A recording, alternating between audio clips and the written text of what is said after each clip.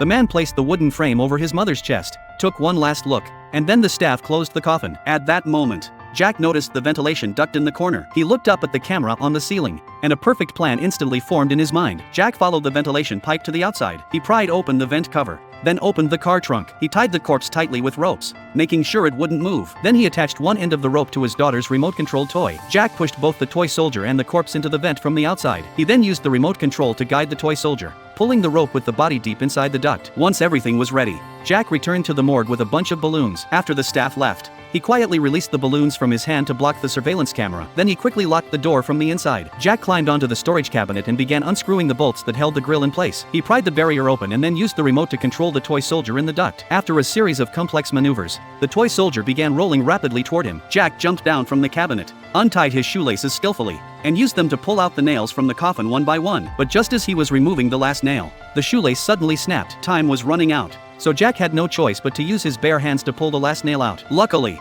he managed to do it smoothly and finally lifted the coffin lid open. Meanwhile, the toy soldier had reached the planned spot. Jack picked up a cross and used it to hook the toy soldier toward him. Then he pulled hard on the rope inside the duct. In no time, Jack pulled out the corpse he had hidden earlier and carefully placed it into his mother's coffin. He immediately closed the lid again, but just then, he heard hurried footsteps outside the door. Jack quickly took off his leather shoes and used them to hammer the nails back into place. One by one, everything was finally done. Just as Jack was about to breathe a sigh of relief, a sudden phone ringtone came from inside the coffin. Jack froze instantly. It was too late to take the phone out now. As the administrator walked into the room, the ringing stopped at that exact moment. Jack quietly exhaled and walked away as if nothing had happened. The administrator noticed nothing unusual, and the coffin was finally buried without incident.